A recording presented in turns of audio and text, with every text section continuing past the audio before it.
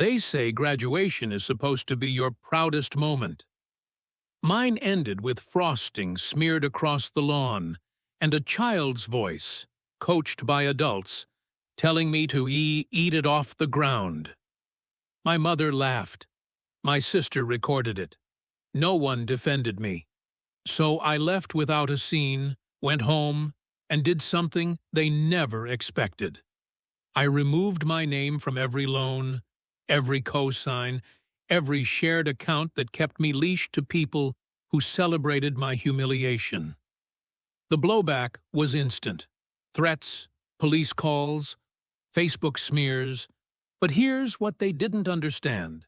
The daughter they taught to stay small had spent 6 years earning a degree in public health, and I knew exactly how to cut out what was poisoning me.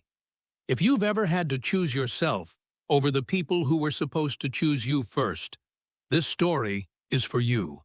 That night, I sent one text to the family group chat. Effective immediately, I'm off all shared accounts. Handle your balances. By morning, my phone had 87 missed calls. Have you ever realized your own family needed you broke to keep you close? Tell me where you're listening from, because I need to know if someone else has survived this kind of betrayal dressed up as love. My name is Emily Chen. I just earned my Master of Public Health from the State University. 6 years of relentless work, 2 part-time jobs, late shifts at the campus clinic, student loans I managed alone, thesis nights that bled into dawn, all building toward this single afternoon. I came home for what my mother called a small celebration, something she insisted on organizing. She'd texted me a photo of paper bunting and folding tables 2 days earlier with the words, "We're so proud." I wanted to believe her. The backyard glowed under late afternoon sun. String lights crisscrossed the fence posts, though it was too early for them to matter. The smell of charcoal and lighter fluid hung in the air. A Bluetooth speaker played classic rock someone's husband had chosen. Kids darted between lawn chairs. Red Solo cups sweated on every flat surface. Everything looked celebratory, at least if you didn't know where to look.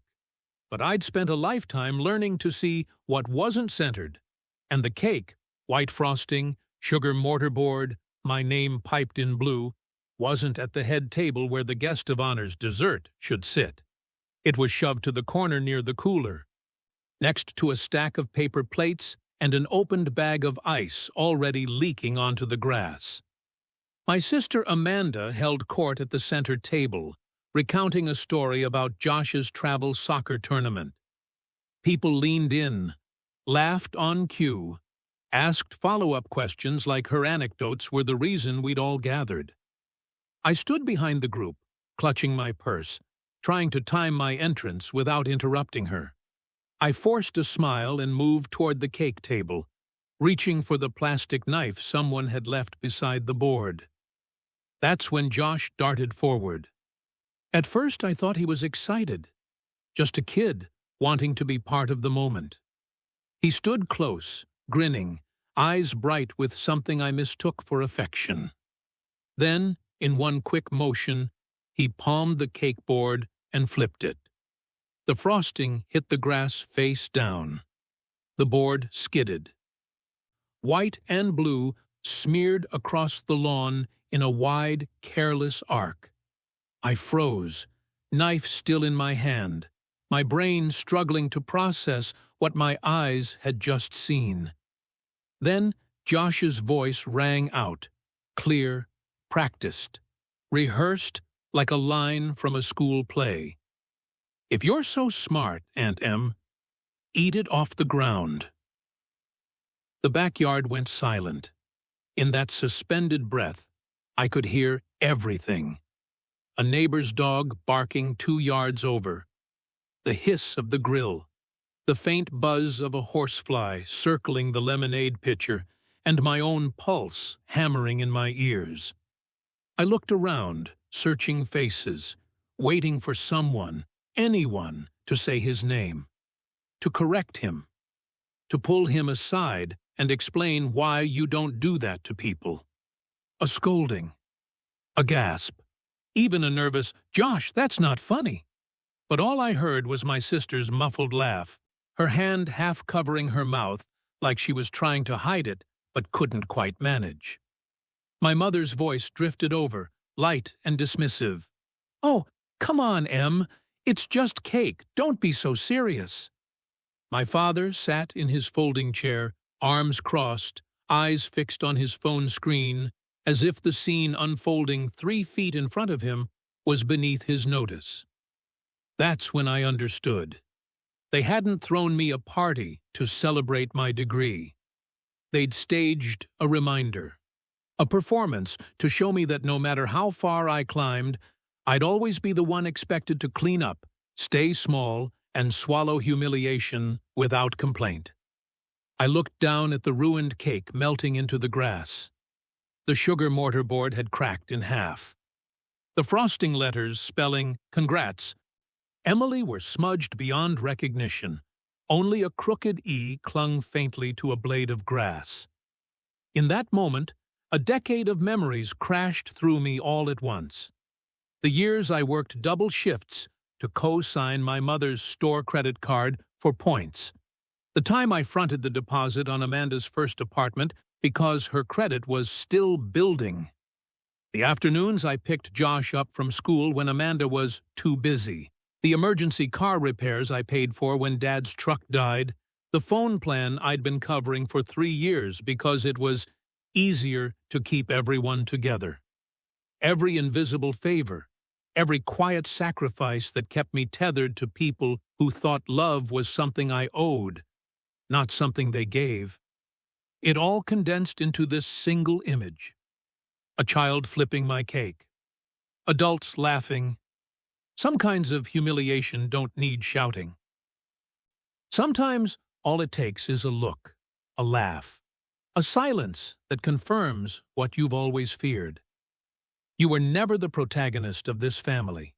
You were the stagehand. I didn't say a word.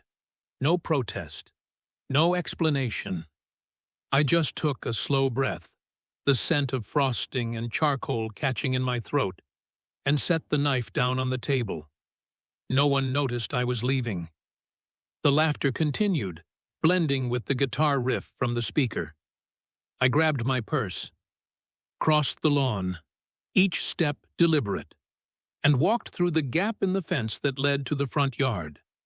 As my hand closed around my car door handle, my mother's voice floated after me, airy and irritated. "Em, don't make this a thing. He's just a kid." I didn't look back. I slid into the driver's seat, started the engine, and pulled away from the curb. The last thing I saw in my rearview mirror was Josh standing in the grass, frosting on his hands, grinning like he'd won a prize. I drove toward my apartment across town, my mind eerily blank, as if someone had taken an eraser to every good memory I'd tried to hold on to. The sky faded from gold to violet. The streetlights blinked on, one by one, stretching ahead like a trail of breadcrumbs leading me away from the life I'd spent years trying to earn my way into.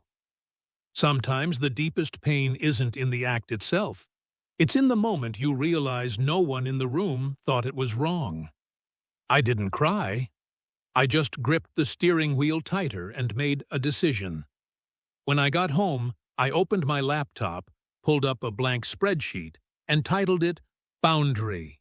Then I began listing every shared account, every cosign, every autopay that tied my name to theirs. It took an hour.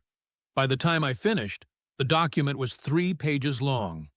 I copied the list into a single text message and sent it to the family group chat. Effective immediately, I'm removing my name from all shared accounts. Please handle your own balances going forward. I hit send. Then I turned off my phone, made a cup of tea, and sat in the quiet of my own apartment. No voices, no tests, no expectations. Just me. For the first time in years, that felt like enough. The next morning, when I finally turned my phone back on, I had 87 missed calls. I think I was about 7 years old when I first started to understand that in my family, some people were celebrated for existing, and others were only valued for what they could provide. I belonged to the second group. My mother used to say, "Emily, you're the responsible one. Amanda needs more help." At first I thought that was a compliment, that being responsible meant being someone worth admiring. But over time, I learned that in our house, being responsible was just another way of saying you don't get to need anything. The missed calls started at 6:47 a.m. I woke to my phone vibrating across the nightstand in angry bursts.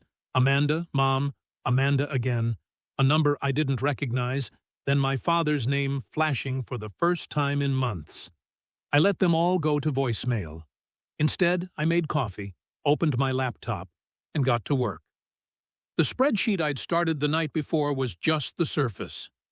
Now I needed proof. I logged into my bank account and started downloading statements, 3 years' worth. Every auto pay that quietly drained my account on the first of the month. The family phone plan, $140 monthly. My name as the primary account holder, 5 lines I didn't use. My mother's store credit card, the one she'd asked me to co-sign just for the points, now carrying a $3,200 balance I'd been making minimum payments on for 18 months. The car insurance policy that covered Amanda's SUV and Josh's future driver's permit, listed under my name because her rate was too high.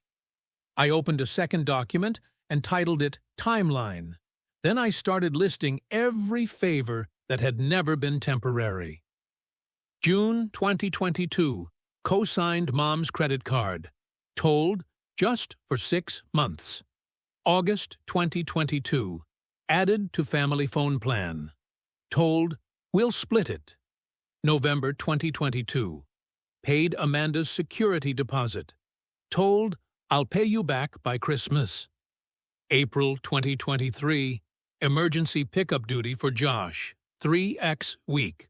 Told, just until Amanda's schedule clears. The list stretched to 2 pages.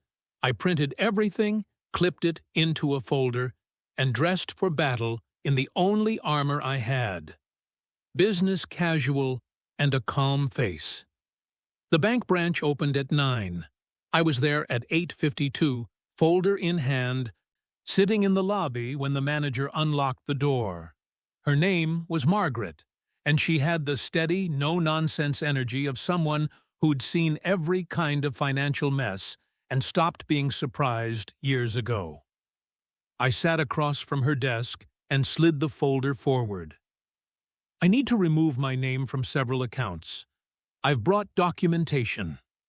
She opened the folder, scanned the first page, then looked up at me with something close to respect. You came prepared. I had to. We went through each account methodically. The phone plan, ported my number out, removed my name as account holder, flagged the remaining balance as their responsibility. The credit card, contacted the issuer, requested removal as co-signer, froze any further charges. The car insurance, terminated my coverage, split the policy. Margaret made notes, typed rapidly, printed confirmation letters as we worked. 40 minutes later, she handed me a slim stack of papers, each one notarized and stamped. You're clear, she said. If anyone tries to add your name back or claims you owe something, show them these. You have zero liability as of today. I tucked the letters into my bag like they were deeds to a new life. Thank you. You're welcome, Margaret said, and then added quietly, I hope things get easier. Back at my apartment, I opened a new email account, just for family communication, and sent one message to the group thread. Going forward, all family communication will be through email for clarity. I won't be responding to calls or texts. Then I muted the group chat, turned off voicemail notifications, and set my phone to automatically log every incoming call with a timestamp. For 3 hours, it was silent. Then Amanda called. I let it ring. She called again. I watched the screen light up, watched her name flash and fade, and didn't move. On the 4th attempt, I answered and immediately hit record. "Finally," she snapped. "Do you have any idea what you've done?" I removed my name from accounts I shouldn't have been on. "You abandoned Josh." Her voice cracked with theatrical hurt. "He asks about you every day and you just, what, disappear because of a stupid cake?" "I didn't disappear. I set a boundary." "You humiliated us, Emily. Mom is devastated. People are asking questions. You made us look like monsters." I closed my eyes, steadied my breath. I sent an email. "If you want to talk, respond there." I ended the call. My hands were shaking. 20 minutes later, my cousin Jenna sent a screenshot. My mother had posted on Facebook, "Some people earn degrees and forget where they came from," praying for humility. The comments were already rolling in. Distant relatives, church friends, neighbors who didn't know me, all offering sympathy to my poor, wounded mother. I didn't peer reply. I saved the screenshot, added it to a folder labeled Evidence, and kept moving. That night, a private message arrived from my cousin Rachel, the quiet one who never took sides. "Hey, just a heads up. I overheard your mom and Amanda talking. They're planning to come to your place tomorrow. Thought you should know." I stared at the message for a long time. Then I stood, walked to my door, and installed a security bar I'd bought months ago and never used. I charged my phone, positioned it on the bookshelf with a view of the door, and set it to record. If they were coming, I'd be ready. They arrived at 11:43 a.m. on a Tuesday, when they knew I'd be home. The pounding started before the doorbell. 3 sharp bangs that rattled the frame, then my mother's voice, high and insistent. "Emily, open this door.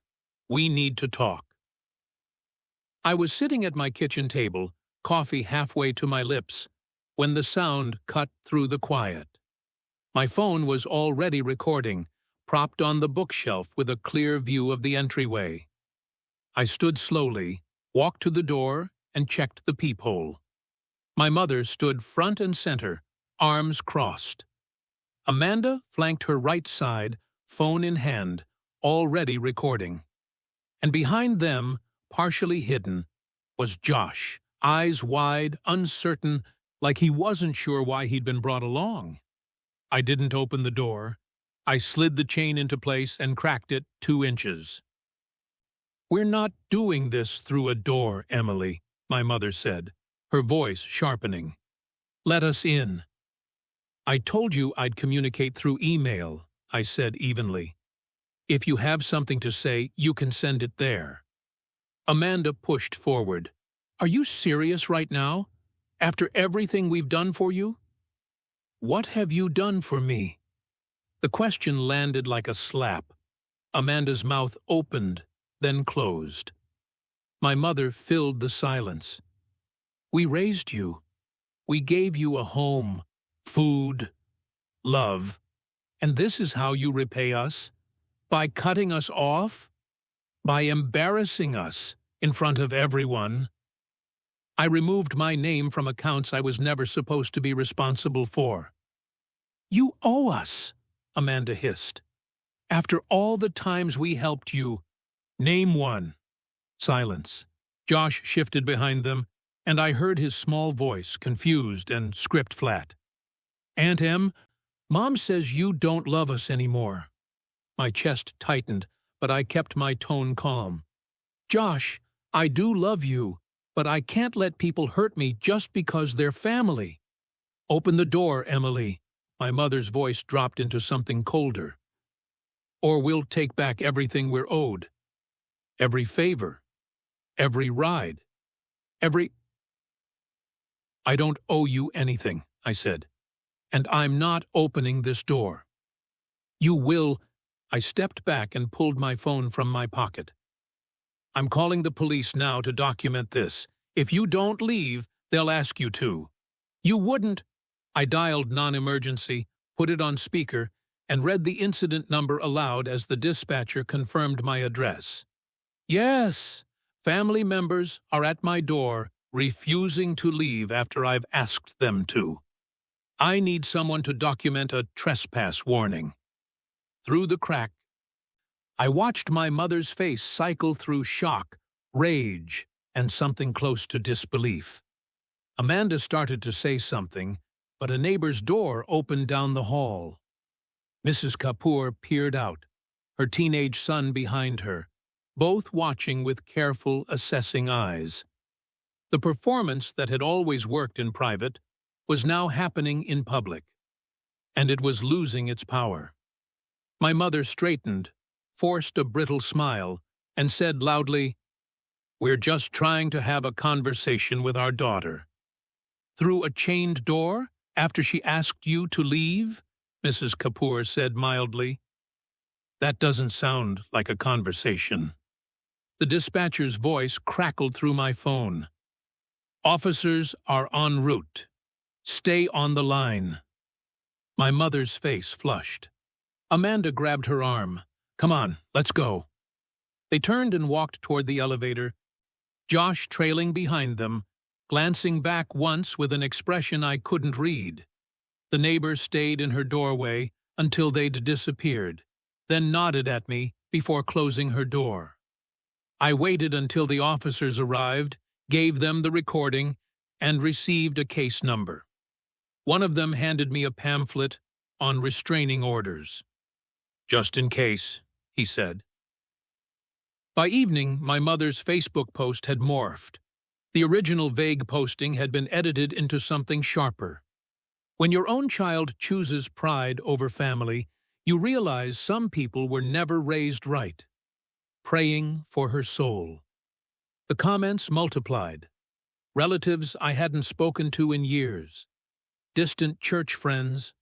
People who'd never met me. All affirming her pain. Then I saw it. Someone had leaked a screenshot of my boundary text, the one I'd sent to the group chat. Beneath it, my cousin Mark had commented, "I'm staying neutral, but both sides need to be heard." Neutral.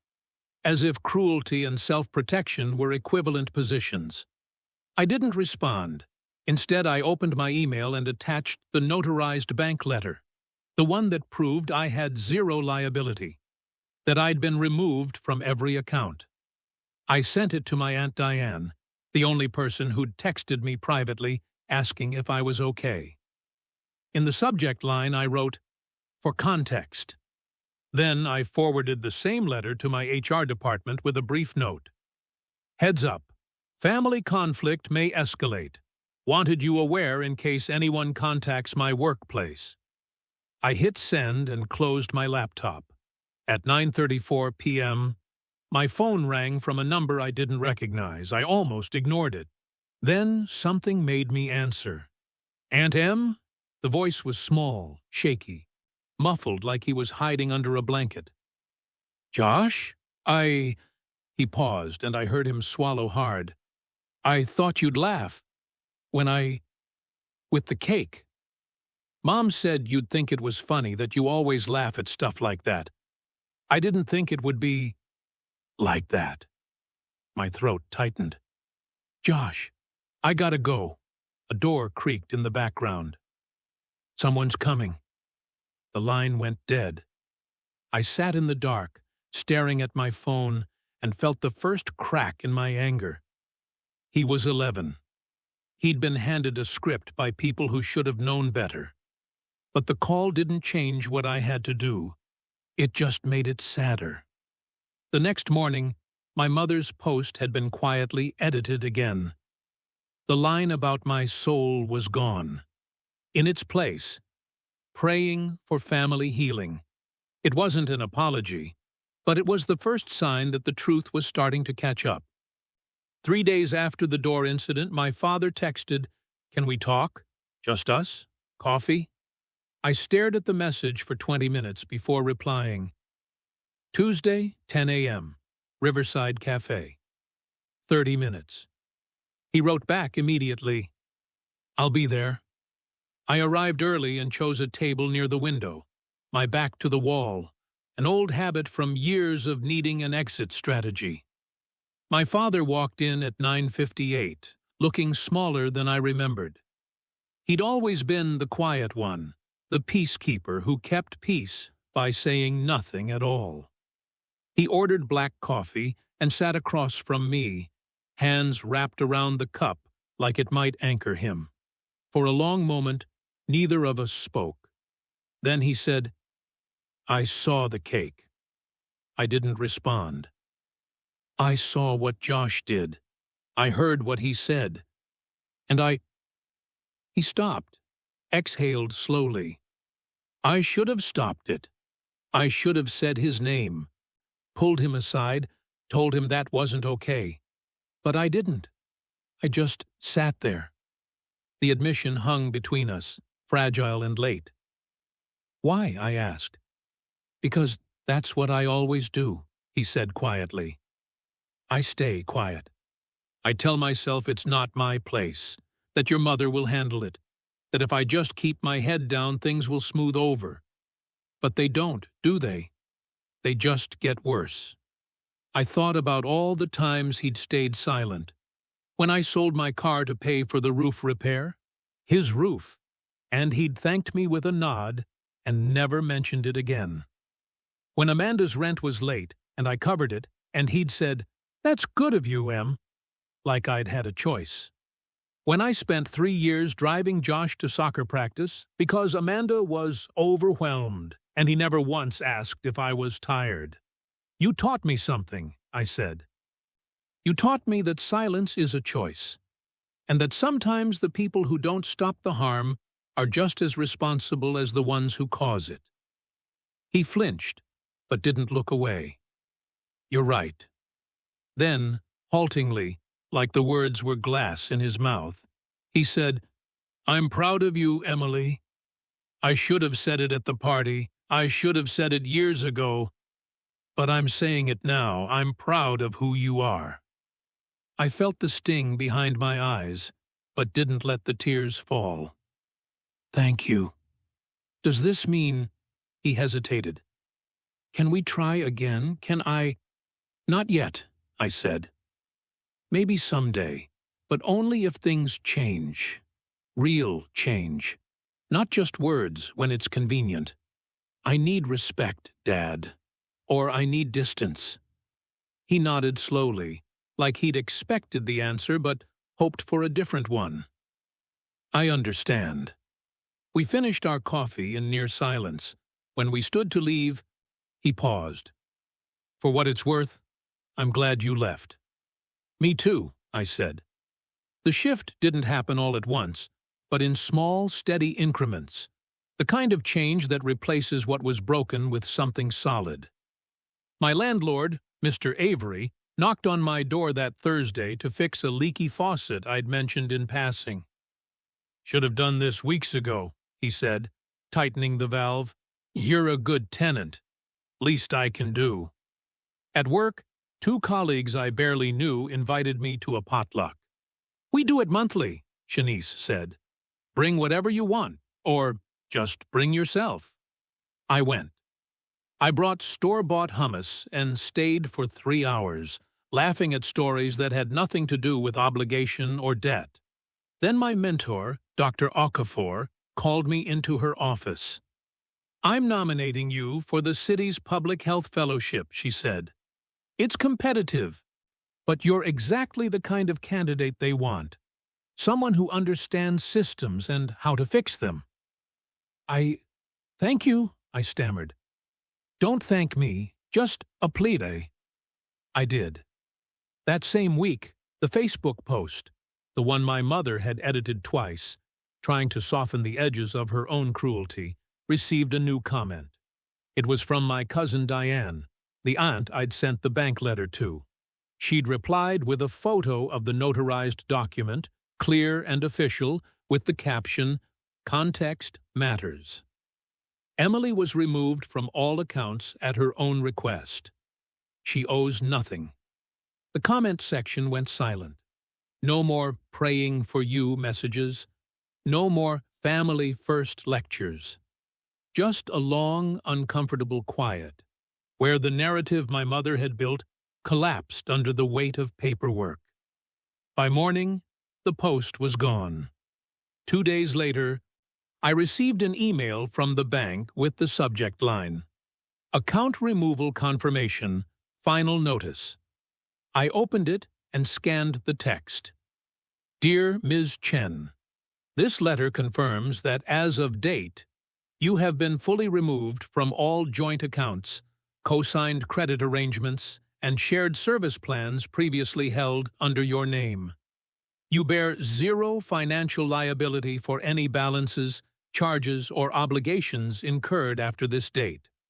All documentation has been notarized and filed.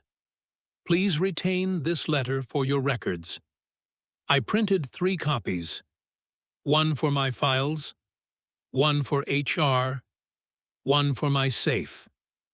Then I sat back and let the relief wash over me. The performance was over. The record was clear. For the first time in years, my name belonged only to me. The final piece fell into place on a Friday afternoon. I sat at my kitchen table with every confirmation letter spread before me like a map of reclaimed territory. Bank account removals, complete. Credit card cosign, terminated. Phone plan, ported out. Insurance policy, split and closed. I logged into my credit monitoring account and set fraud alerts on all 3 bureaus, then saved the confirmation emails into a folder labeled Freedom. There were no more loops, no more invisible threads tying my name to their emergencies. The architecture of control had been dismantled, one notarized page at a time. I stacked the papers, slid them into a binder, and placed it on the top shelf of my closet. Not hidden, just filed. A record of the day I chose myself. My mother called that evening. I saw her name on the screen and let it ring twice before answering. I didn't put it on speaker. I didn't record it. I just answered. "Emily." Her voice was softer than I'd heard in weeks, but there was still an edge underneath, something practiced, strategic. "I'm calling about Josh. He's been asking for you. He misses you. Can't you come by for him?"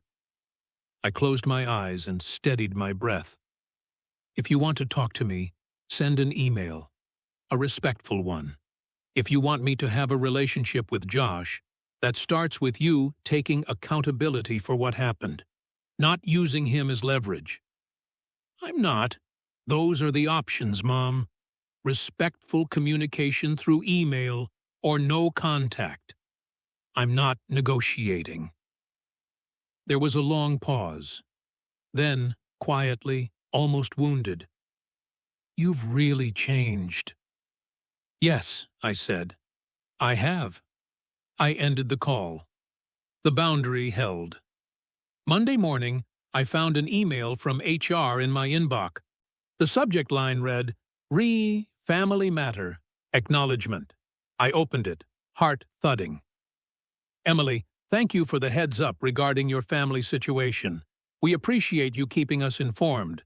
Please know that any external attempts to contact or discredit you through this office will be handled appropriately. We support you, and your personal matters will remain private. If you need any additional resources, EAP, flexible scheduling, etc., please don't hesitate to reach out. Best, Kendra Moss, HR Director." I read it twice, then let out a breath I didn't know I'd been holding. The last avenue for public shaming, my workplace, my reputation, my livelihood, had just closed. Not because I'd begged or explained or justified, but because I'd documented, communicated clearly, and trusted that the truth would be enough. It was. That weekend, Shanice invited me on a hike. Nothing intense, she said, just a trail, some air, maybe brunch after. I went. We climbed a moderate path through pine trees and open sky, talking about everything and nothing. Work frustrations, favorite podcasts, the best way to make rice. No one asked me to explain myself. No one tested my loyalty. We just walked. At the summit, Shanice handed me a granola bar and said, "I'm glad you came." "Me too," I said. And I meant it. The following Thursday, I hosted a small dinner at my apartment. 4 people, Shanice, Dr. Okafor, my neighbor Mrs. Kapoor, and a co-worker named Ben, who'd quietly helped me move some furniture the week before. I cooked pasta, set the table with mismatched plates, and lit 2 candles I'd been saving for no particular reason. We ate slowly, passed the bread without commentary, and laughed at stories that didn't carry subtext or scores. No one made me earn my seat. When they left, Mrs. Kapoor squeezed my hand and said, "You have a lovely home, Emily. Thank you for sharing it." It was the first time in years someone had said that without wanting something in return. Late that night, a text arrived from Amanda. "I'm sorry for that day. I stared at the screen for a long time, weighing what to say, how much grace to offer, how much truth to protect. Finally, I replied, 'Thank you. I'm choosing space for now.' 3 dots appeared, then disappeared. No follow-up came. That was okay. Forgiveness didn't have to mean reunion. Acknowledgement didn't require reconciliation. Some apologies simply marked the end of one chapter and the beginning of another. The next evening, I stopped at the bakery on my way home from work. I ordered a small cake, vanilla with buttercream, simple and clean. The baker asked if I wanted anything written on it. "No," I said, "just the cake."